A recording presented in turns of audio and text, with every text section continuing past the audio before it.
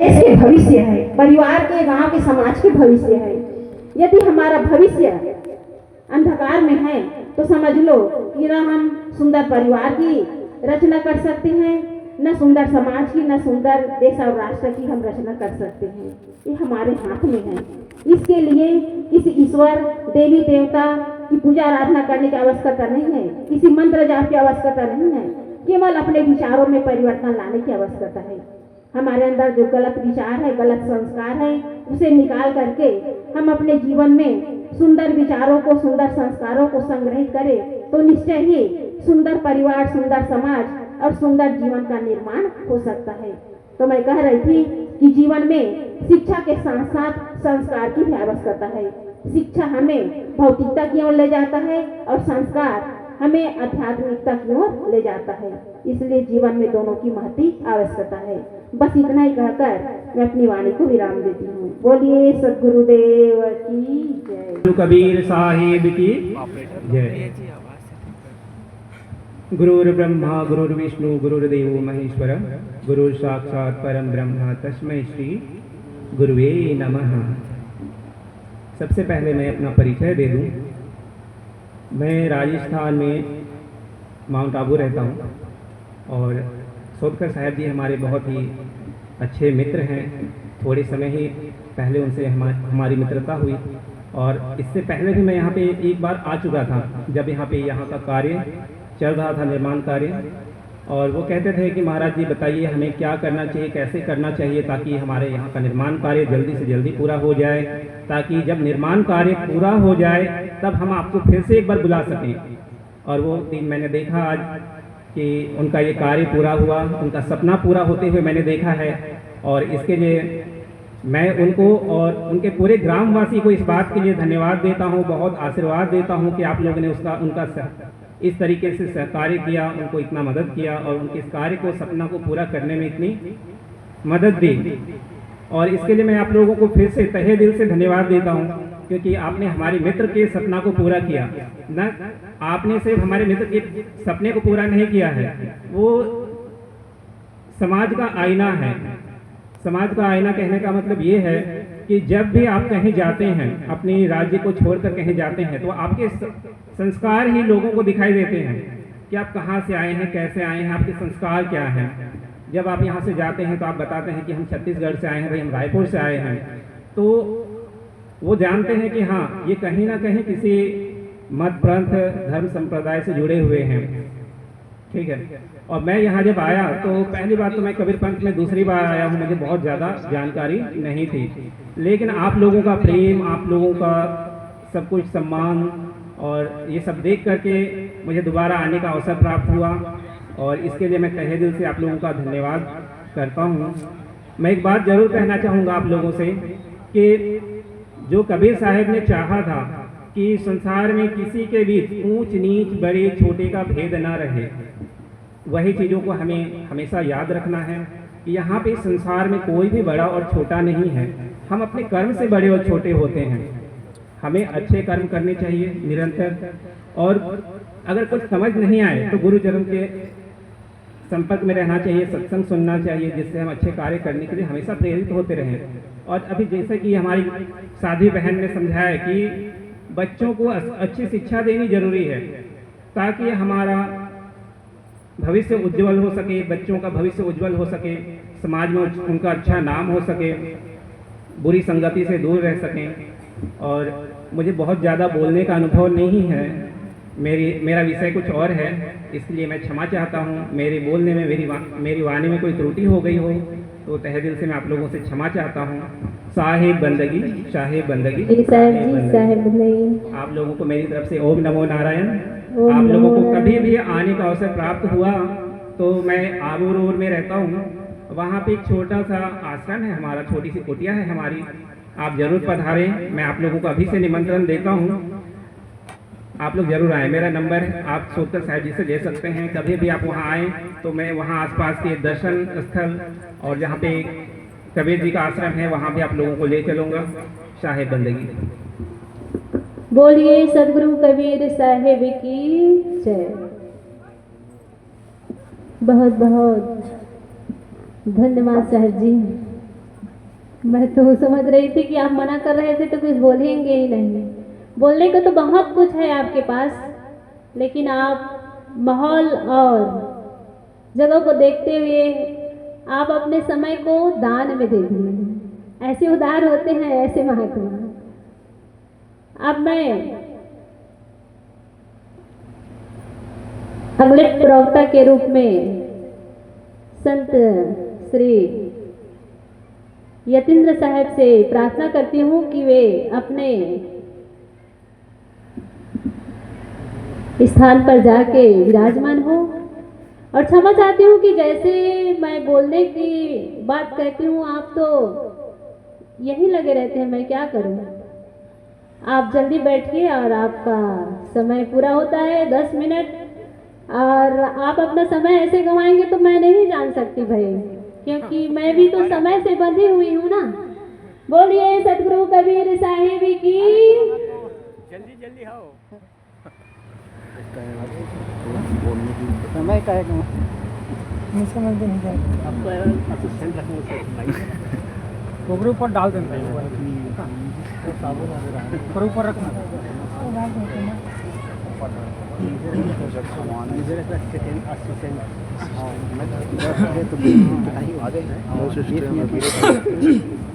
जैसा 10 मिनट हो गया कौन का थे चला थे देखा तुमने नंबर बता। सतगुरु कबीर साहेब जहाँ खड़े होते थे वहीं मंदिर खड़ी हो जाती थी। सतगुरु कबीर साहब जब चलते थे तो गंगा की धारा बहती थी। कबीर साहब जब बोलते थे अपनी वाणी दुनिया के लिए तो अजान शुरू हो जाता था। कबीर साहब किसी की परवाह नहीं करते हैं, वो एकदम लापरवाह संत हैं। दिल में दर्द है, लेकिन जब साहब ये कहते हैं लोक वेद का कहा न मानो, जो मोहि जाने ताहि मैं जानो, लोक वेद का कहा न मानो। तो सतगुरु कबीर साहब लोक वेद परंपरा की परवाह नहीं करते। दुनिया के अक्षर संतों में उनकी गिनती होती है, और हर वो लोग जो कबीर साहब को अपना दुश्मन समझते हैं सबसे ज्यादा कबीर साहब को सुनते हैं। ऐसे अद्भुत संत हैं इस दुनिया में सतगुरु कबीर साहब। वो जब गए थे और तब से लेकर 600 बरस के करीब गुजर गया है वक्त, लेकिन आज भी कबीर साहब जिंदा है लोगों के दिलों में। वो मसाल, वो उनकी पुकार, वो उनकी आत्मा, उनकी वाणी आज गांव-गांव गली-गली गूंजती है। ऐसे सतगुरु कबीर साहब लोक वेद और परंपरा की परवाह नहीं करते हैं। वो स्वयं अपनी जो रचना है, उनकी मौलिक रचना कही जाती है, वो बोलते थे, उनके चेले लिखते थे। उस ग्रंथ का नाम बीजक है। बीजक ही सतगुरु कबीर साहब का वेद है। ये क्यों वेद क्यों कह रहा हूं मैं, मतलब बीजक को वेद क्यों बोल रहा हूं मैं आगे क्लियर करता हूं। सतगुरु कबीर साहब गांव-गांव गली-गली घूमते थे और अपनी बात रखा करते थे। कबीर साहब को वेद या वेद के वचन ऐसा नहीं था कि मालूम नहीं था, और ऐसा भी नहीं है कि कबीर साहब अनपढ़ थे। ये बहुत बड़ी गंदगी है कबीर पंथ में कि कबीर साहब को अनपढ़ कहा जाता है। बहुत बड़ी गलती है, बहुत बड़ा दोष है। कबीर साहब इतने पढ़े लिखे थे, इतने जानकार थे कि कोई हिसाब नहीं है उसका। वो ये कहते हैं कि मसी कागज छुओ नहीं, कलम गहो नहीं हाथ, चारी युग का महात्म कबीर मुख ही जनाई बात। जो हर काल में देश में जो महत्तम बात है, इस जगत का अंतिम सत्य है, हमारे लिए जो सबसे बड़ा शिखर है, जो कुछ भी हम खोज सकते हैं, सबसे बड़ा खोजे जाने वाला जो तत्व है आत्म तत्व, उसके लिए साहब कहते हैं कि पोथी पुराण बाँचने की जरूरत नहीं है। उसे कोई भी अनुभव कर सकता है, बगैर पढ़ा लिखा आदमी भी अनुभव कर सकता है।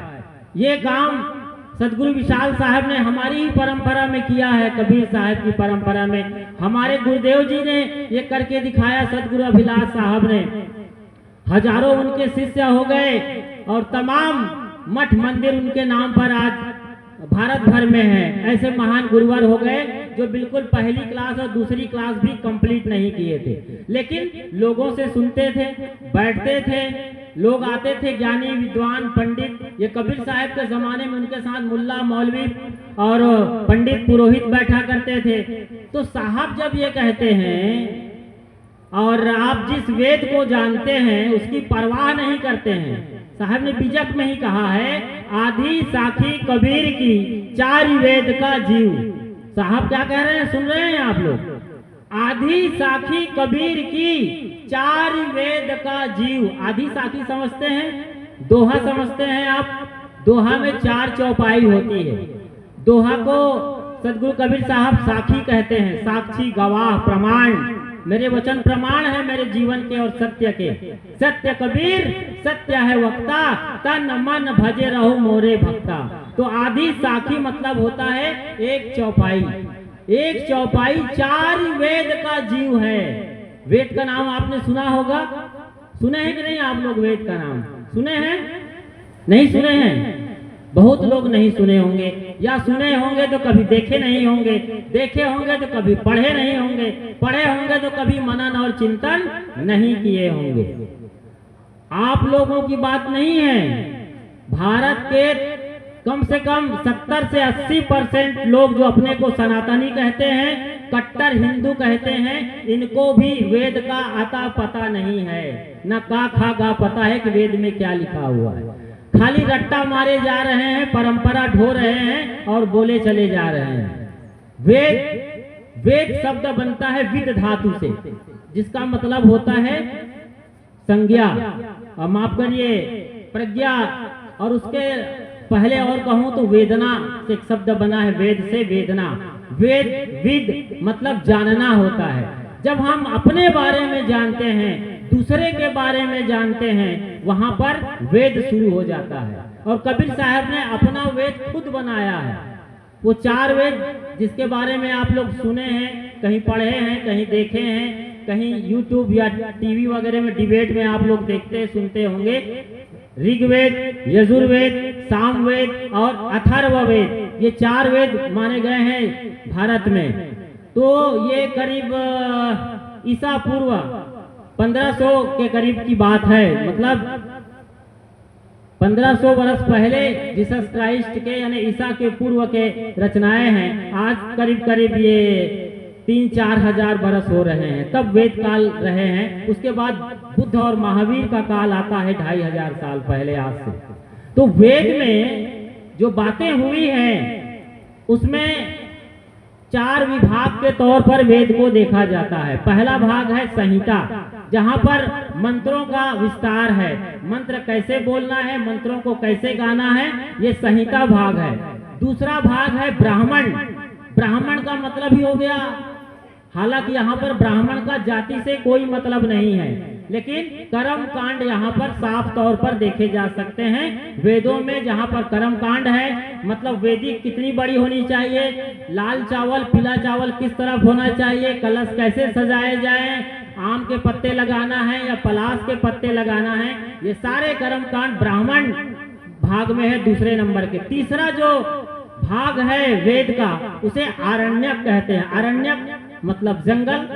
जब लोग अपने घर गृहस्थी से विरत होकर के जंगल में जाकर साधना करते थे तो उन्हें आरण्यक कहा जाता था। मतलब साधना करने की परिपाटी का नाम आरण्यक है। और गजब की बात है कि इस देश में वेद को तो लगभग सब लोग कहीं ना कहीं से नाम सुनते पढ़ते हैं, लेकिन आखिरी भाग है जो वेद का, जिसे हर किसी को जानना चाहिए, उसे कहते हैं उपनिषद। उसी को वेदांत कहा गया, उसी को ब्रह्मसूत्र कहा गया है। मौका नहीं है, मतलब विस्तार मौका नहीं है, वरना विस्तार से इन सब पर बात होनी चाहिए, करते भी। तो आखिरी भाग है उपनिषद, वही उपनिषद जिसकी बात कबीर साहब कहते हैं, और वही बात वेद कहलाता। असली वेद उपनिषदों में बसा हुआ है। उपनिषद 108 माने गए हैं, लेकिन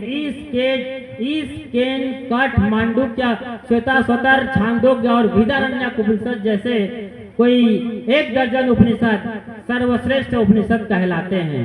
उपनिषदों में जो बातें हैं, जो पीड़ा है, मैंने बताया पहले, वेद मतलब पीड़ा, जानना, दर्द, संज्ञा, प्रज्ञा, ये सब वेद के अर्थ होते हैं। तो वेद में जो बात बोली जाती है, कबीर साहब का वेद सुनिए जरा। कबीर साहब अपने वेद में क्या कहते हैं? साहब कहते हैं, बड़ा हुआ तो क्या हुआ। ये खुद वेद बना रहे हैं साहब। इनका चारों वेदों से, जिनको आप कर्म कांड के तौर पर देखते हैं, विधि विधान के तौर पर देखते हैं, दूर दूर का रिश्ता नहीं है, लेकिन असली वेद ये है। क्या कहते हैं साहब? बड़ा हुआ तो क्या हुआ, जैसे पेड़ खजूर, पंथी को छाया नहीं, फल लागे अति दूर।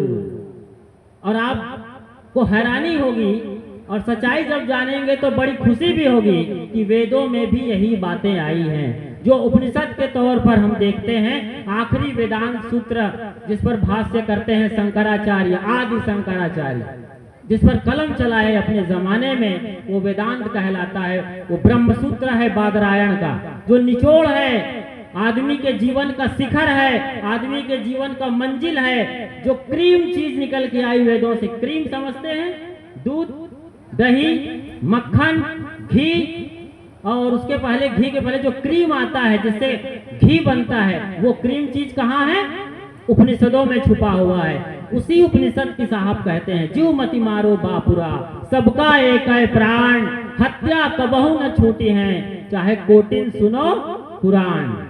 ये वेद है कबीर साहब। बड़ा हुआ तो क्या हुआ, कितनी साधारण सी बात है। आपके घर की बोली भाषा में बोल रहे हैं, बिल्कुल आपकी घर की बात कर रहे हैं। कबीर साहब आसमान की बात नहीं करते, कबीर साहब सतलोक और स्वर्गलोक की बात नहीं करते हैं, किसी और किताब की बात नहीं करते हैं। वो सीधी तौर पर आपकी बात करते हैं, क्योंकि आपकी पीड़ा, आपका दर्द, आपकी व्यथा को देख रहे हैं। साहब कहते हैं, बड़ा हुआ तो क्या हुआ, जैसे पेड़ खजूर। तुम इतने बड़े हो गए, ठीक है, पैसे हैं, प्रतिष्ठा है, नाम है, आपको सौभाग्य से मिला, माँ बाप से मिला, कैसे भी आपने अर्जित किया खुद की कमाई से, लेकिन पंथी को छाया नहीं। जब तुम उसका सदुपयोग गरीब लोगों के लिए नहीं करते हो, मारे हुए लोगों के लिए नहीं करते हो, जिनको जरूरत है, जरूरतमंद को आप कुछ भी नहीं दे पाते हो, तब फिर आपके बड़ा होने से कोई मतलब नहीं है। आप खजूर पेड़ से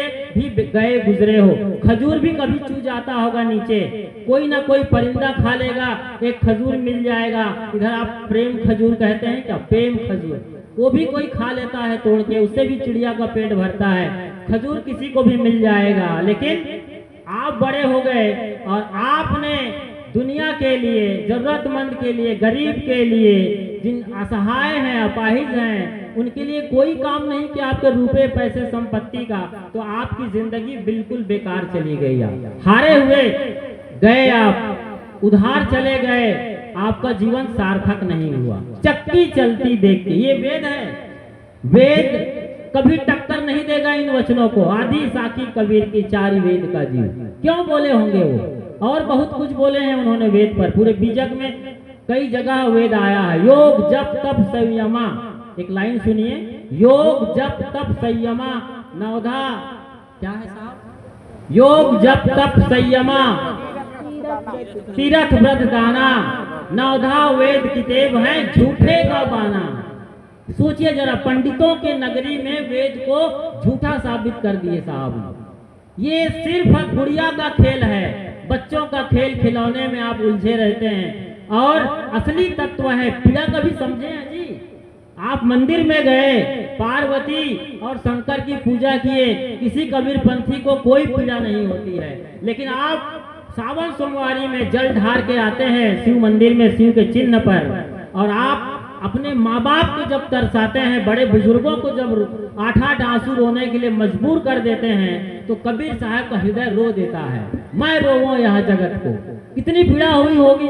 आप पत्थर पर पानी डालते हैं जहाँ कोई प्राण नहीं है, उन्हें भोग और मोक्ष उनसे मांगते हैं, लड्डू पेड़ा बर्फी चढ़ाते हैं, सब करते हैं, लेकिन घर में लौटकर जो माँ बाप जिंदा है, सास ससुर के तौर पर, बाप और माँ के तौर पर, ताऊ ताई चाचा और भी रिश्ते नाते तमाम आते हैं, उनके साथ आप दुर्व्यवहार करते हैं। आप मंदिर में पुजारी मालूम पड़ते हैं और मंदिर से बाहर निकलकर कसाई के रूप में नजर आते हैं। यही पूजा सिखाई है परंपरा ने, यही सनातन धर्म है या यही कट्टर हिंदू होना है?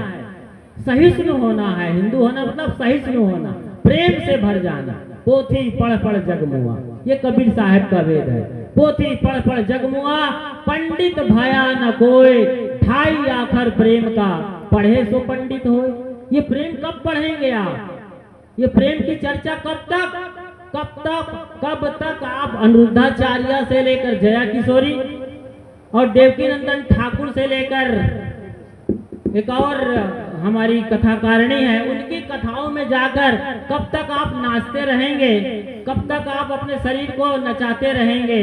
और घर में आकर के अपने ही लोगों को आप कैद खाने में डालेंगे। उन्हें अभी हमारी साधु बहन बता रही थी किस तरीके से हालात हैं। वृद्धाश्रम भेज दिया जाता है अपने ही माँ बाप को। सोचो जरा, ये कहाँ का धर्म है, ये कहाँ की सीख है? तो मैं चर्चा कर रहा था आपके बीच में सदगुरु कबीर साहेब का वेद, वो स्वयं लिखते हैं और चारों वेदों की इनकी कोई फिक्र नहीं है। लोक वेद का कहा न मानो, जो मैं जाने ताही मैं जानो, जो मुझे जानता है, मुझे मतलब कबीर साहब को नहीं, जो आपको पीड़ा होती है एक मच्छर के काटने से। और आज सारे कबरपंथी वो रैकेट लेकर के मच्छरों को मार रहे हैं। रैकेट है ना सानिया मिर्जा का, साइना नेहवाल का, पीवी सिंधु का रैकेट, उससे सारे कबीरपंथी आज घर में रखे हैं, मच्छरों को मार रहे हैं। जो तू चाहे मुझको छाड़ सकल की आस, मुझ ही ऐसा होए रहो सब सुख तेरे पास। इन बातों को ध्यान में रखिए। तब साहब कहते हैं जो मैं जाने ताही मैं जानो, लोक वेद का कहा न मानो। रामायण पढ़ने से क्या होगा? जब राम की मर्यादा नहीं रख पाते हैं, सीता की मर्यादा नहीं रख पाते हैं, सारे ग्रंथों को रट्टा मारने से, लोक परंपराओं को निभाने से, तीज त्योहार मनाने से कोई नहीं। आप कार्बन कॉपी हैं, आप मशीन हैं, आप रोबोट हैं। परंपरा ने चला दिया, आप चलाते हैं, लेकिन आपके दर्द नहीं है हृदय में, पीड़ा नहीं है आत्मा में, ब्रेन काम नहीं करता, दिमाग काम नहीं करता, तो फिर क्या हो रहा है? और आप देख रहे हैं, एक छोटी सी बात याद दिलाता हूँ। अभी कल परसों 11,000 लीटर दूध डाल दिया गया नर्मदा नदी में। सीहोर की पास घटना है, जहाँ से एक पंडित जी आते हैं आपके बीच में, सीहोर के प्रसिद्ध कथावाचक, आप सब जानते हैं, उसी के पास की घटना है। 11,000 लीटर दूध गंगा में बहा दिया गया। और ये इतनी बड़ी शैतानी है कि वहाँ जो मछलियां हैं वो मरने लगी हैं, क्योंकि जैसे ही दूध जाता है पानी में ऑक्सीजन कम हो जाता है, ऐसा केमिकल रिएक्शन होता है वहाँ पर। दूसरे देशों में डालने पर जुर्माना लगा और मशीनें लगाई गई उस दूध को निकालने के लिए, बांध बना दिया गया। हमारे यहाँ धर्म के नाम पर ये किया जा रहा है और पूरा पानी बर्बाद हो जाता है। हजारों नहीं करोड़ों वहाँ पर प्रजातियां मर गई मछलियां। सोचो जरा, दूध खाने के लिए बच्चों को दूध नहीं मिल रहा है, गरीब भूखे नंगे तड़प रहे हैं, और यहाँ गंगा को, नर्मदा को पवित्र करने के लिए घी भी डाला गया, दूध भी डाला गया। सोचिए आप किस तरीके के देश में बैठे हैं। तो जागिए, जगाइए, ये मौका जागने जगाने के लिए है। शोधकर साहब यहाँ बैठे हैं, वो शोधेंगे, शोध करेंगे इन सब चीजों पर। आप उनके पास आइए, बैठिए और अपने जीवन को जगाइए, चेतना को जगाइए। कार्बन कॉपी और रोबोट मत बने रहिए। आप अच्छा हो सकते हैं, आपके अंदर आत्मा धड़क रही है, दिल धड़क रहा है, आप जिंदा हैं, मुर्दा नहीं है। इसीलिए साहब कहते हैं, जो मैं जाने ताही मैं जानो, लोक वेद का कहा न मानो। बोलिए सदगुरु कबीर साहेब की जय। बोलिए सदगुरु कबीर साहेब की जय।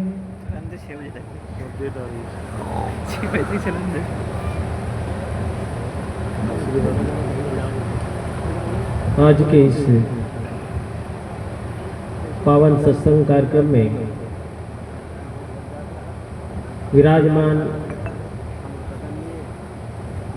मूर्धन्य संत महात्मागण, मनीषा साध्वी बहने तथा सभी धर्म प्रेमी सज्जनों, भक्तिमती माताओं, प्यारे बच्चों,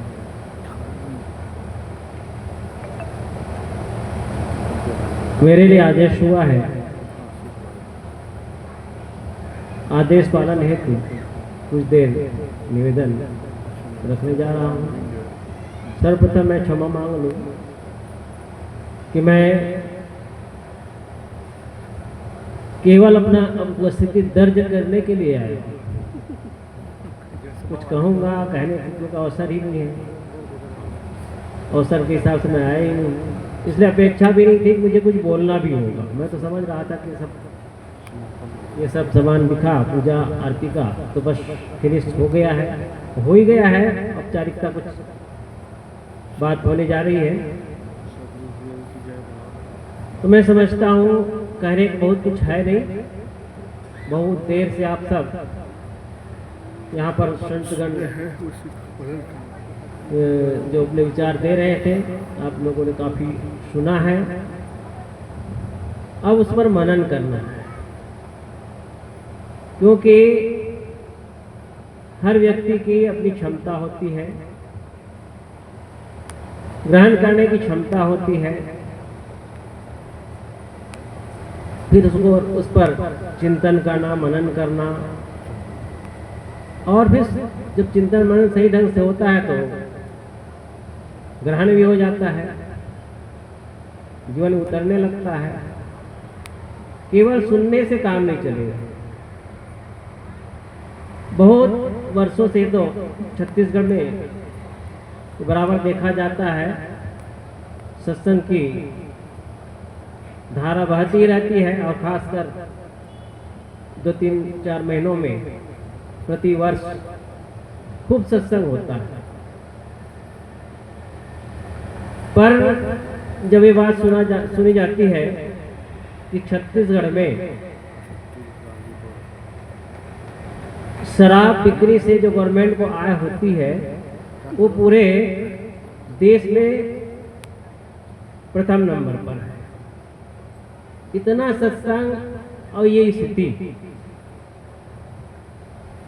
ये चिंता का विषय है। तो इससे ये होता है कि हम लोग केवल सुनते हैं, गूंजते नहीं हैं, मंथन नहीं करते, अध्ययन नहीं करते। सत्संग हो गया और किसी का आमंत्रण आया है तो चलो हो लेते हैं, नहीं जाएंगे तो क्या कहेंगे, पूछेंगे भाई क्यों नहीं आए तो क्या जवाब देंगे। तो इस दृष्टि से आएंगे तो उससे लाभ नहीं होगा।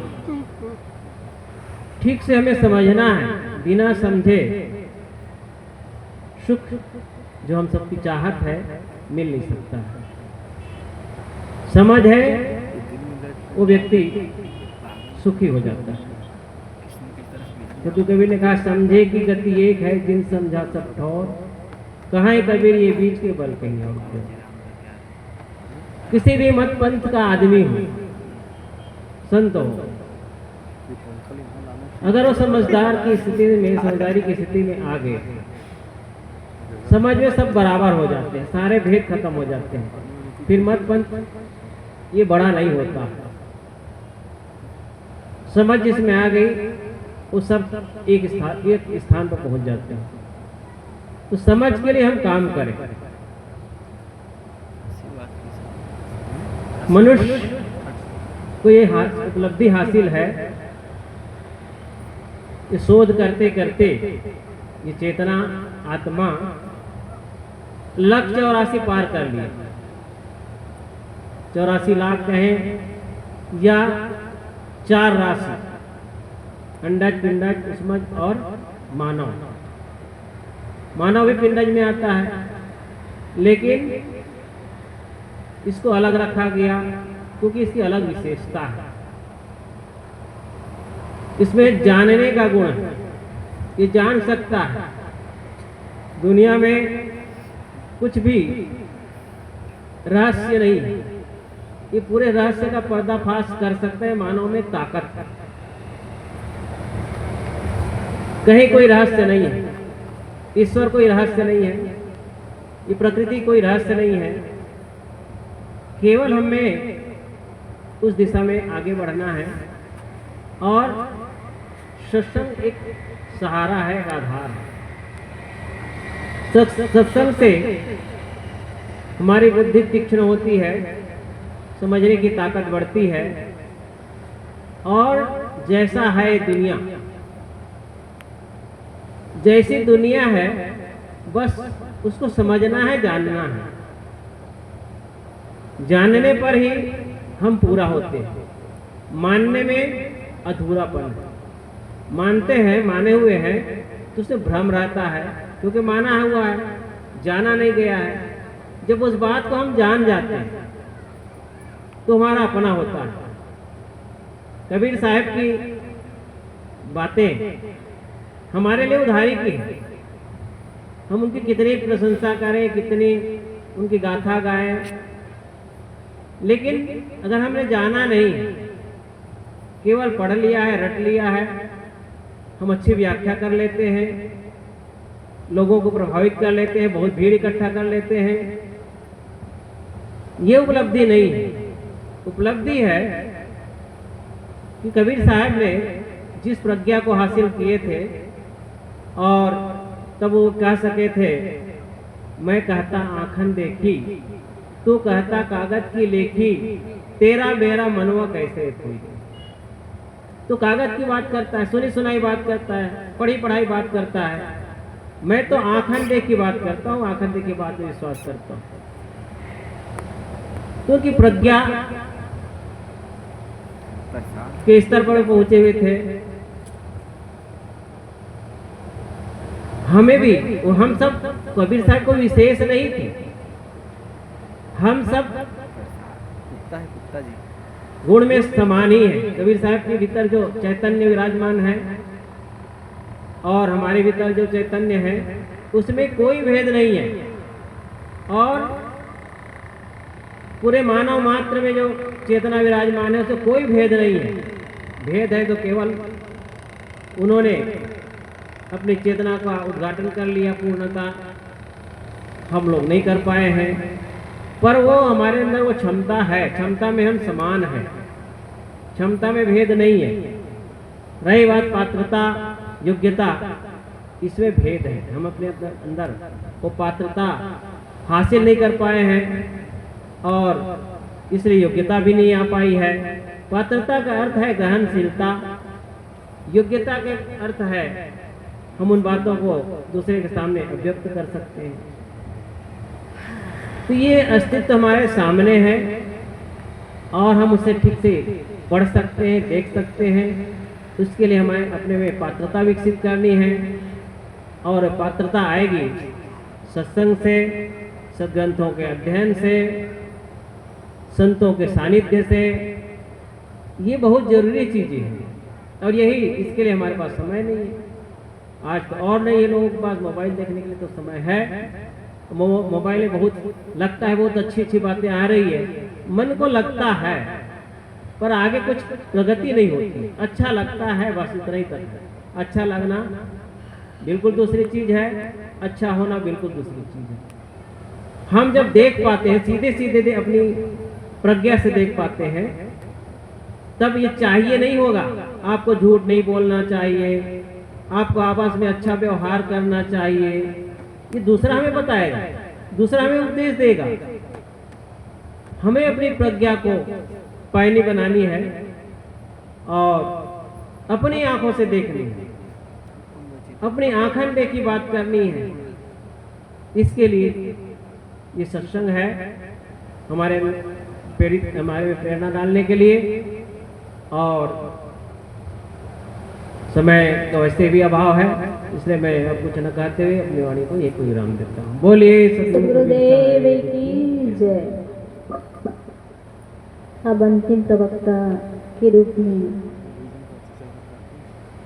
संत श्री गुरु साहिब जी जो लिंगर आश्रम से पधारे हुए हैं, उनसे मैं प्रार्थना करती हूँ कि वे बहुत कम समय लेते हुए अपने वाणी को विराम देंगे। क्योंकि मैं इसलिए कह रही हूँ कि वो बोलते रहे और सारे लोग उठ के चले जाए तो अच्छी बात नहीं है ना। इसलिए साहब जी से मैं पहले से ही प्रार्थना करती हूँ। बोलिए सद्गुरु कबीर साहिब की जय।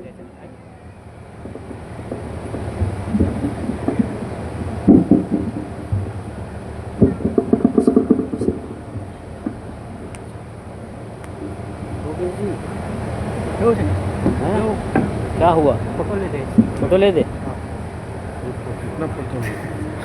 शान्तं शान्तिविदं कुबोधदलनं चैतन्यरूपं परं सत्यं शीलविचारसारसहित भवत्यैक्लव्यं प्रभुं मिथ्यावादविहीनबोधजनकं सत्ये सदा निष्ठितम् तमलीलाङ्घ्रितव्यग्रहं यतिवरं वन्दे कबीरं परं वन्दे कबीरं परं।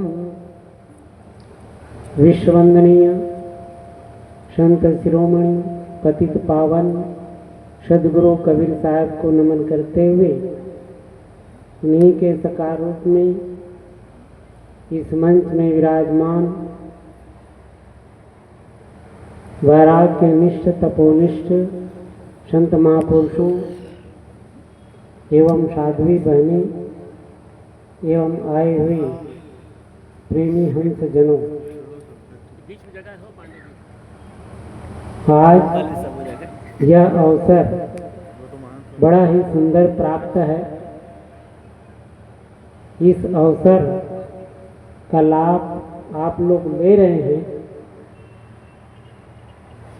इस अवसर का लाभ ले रहे हैं, उसमें इस समिति का योगदान है। उन समिति को भी साधुवाद। और यह कार्यक्रम यहाँ के परमाध्यक्ष संत श्री सोदकर साहब का भी देन है, सहयोग है जो आप लोगों को प्राप्त हो रहा है। और मैं समझता हूँ कि आप सभी लोग संत महापुरुषों के वाणियों को सुनकर आप लोग तरबतर हो गए होंगे। जैसे इस गांव का नाम है बाग तरई। बाग में क्या होता है? बगीचा। और बगीचा को सीख करके क्या कर दिया? तर बतर कर दिया गया। तरई, बाग तरई है। तो जहाँ संतों का इतना वर्षा हुआ है तो आप सभी भीग गए होंगे और इतना आपको उपदेश दिया गया, इतना ज्ञान दिया गया है तो और ज्ञान देने की आवश्यकता नहीं है। फिर भी मैं दो बात कहना चाहूँगा।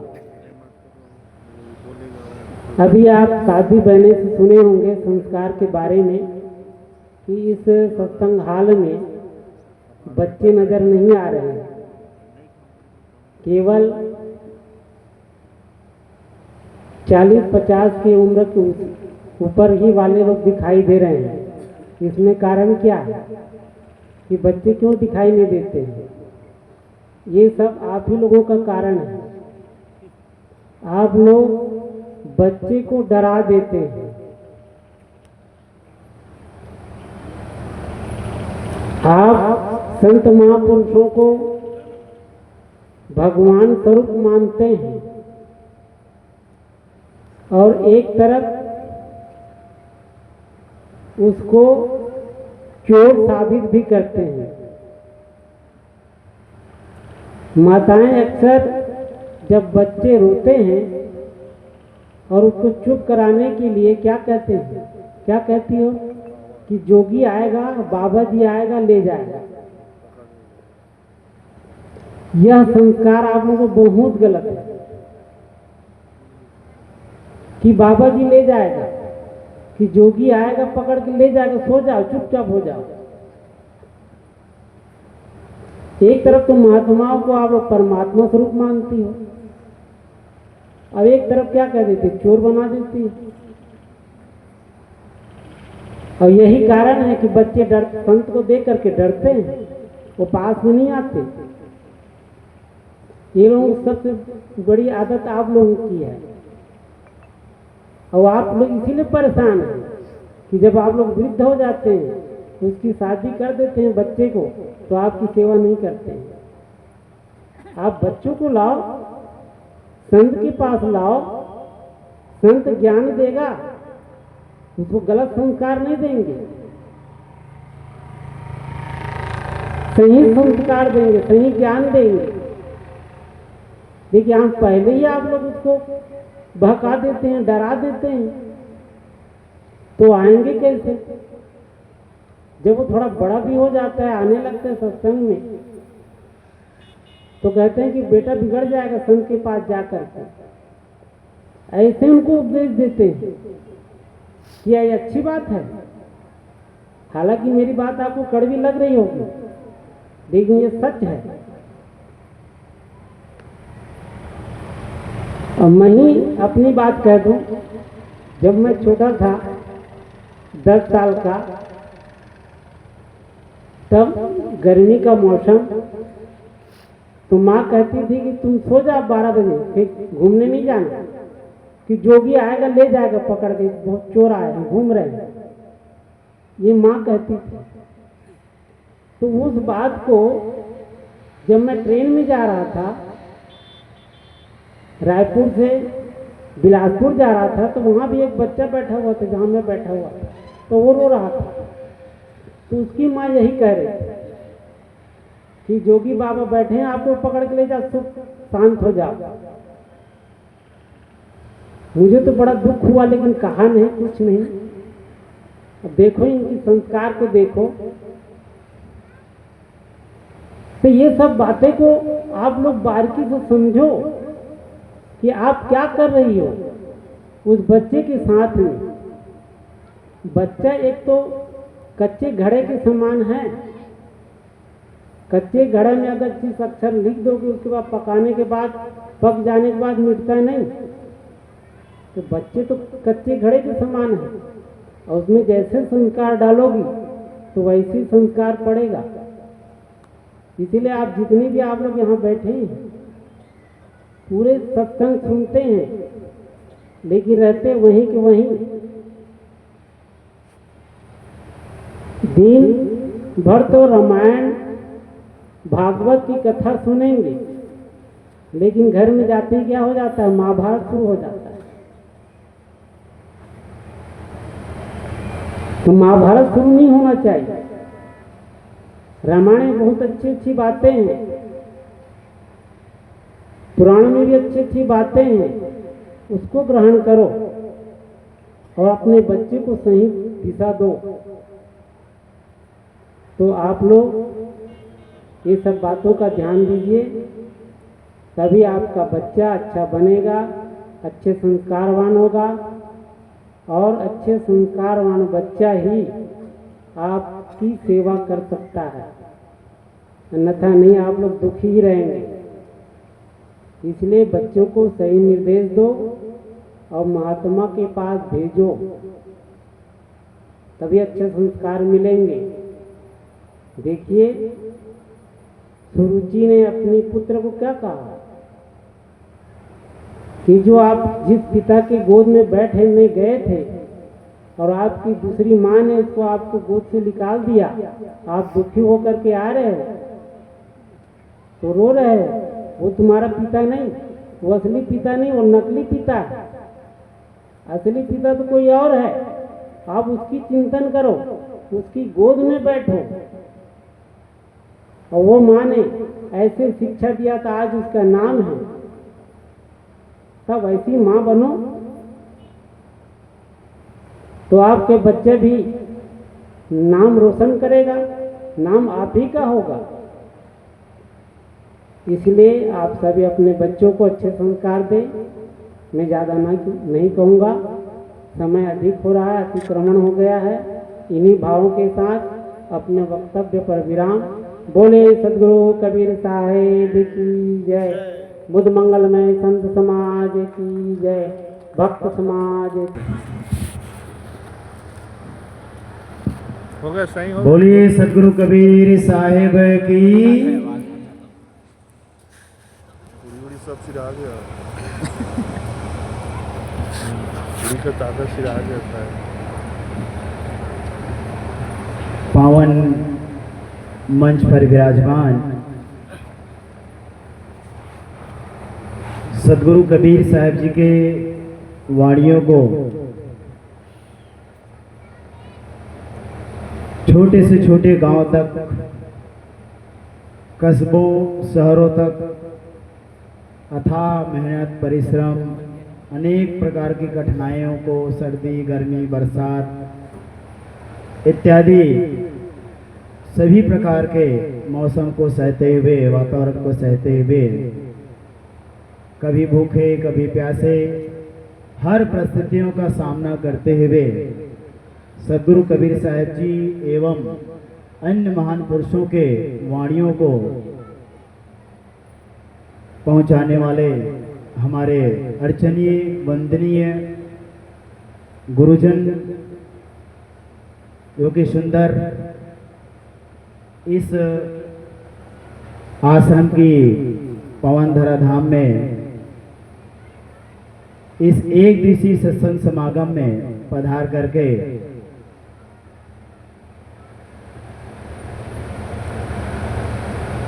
अथाह श्रद्धा भाव लेकर पधारे हुए समस्त श्रद्धालुओं को सुंदर पावन ज्ञान की सरिता में निमज्जन करा रहे हैं।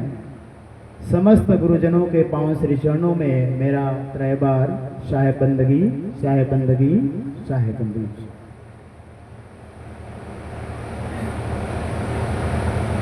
यह कार्यक्रम और बहुत पहले हो जाना था, समय का तालमेल ना बनते हुए ये बढ़ते बढ़ते ये आज 12 अप्रैल को संपन्न हो रहा है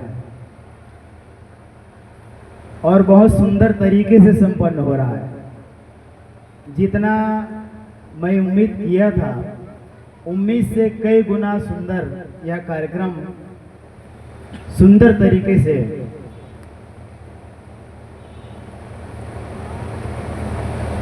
आसपास के गांव में ज़्यादातर प्रचार प्रसार मैं जो है कर नहीं पाया, केवल आसपास के 4-5 गांव ही, लेकिन फिर भी उपस्थिति बहुत बढ़िया रही। गांव के जितने भी हमारे श्रद्धालु भक्तगण हैं, माताएं बहनें हैं, जिन जिन लोगों के यहाँ जाना हुआ, लगभग आप सभी लोगों ने श्रद्धा भाव रखकर इस सत्संग कार्यक्रम को पधार करके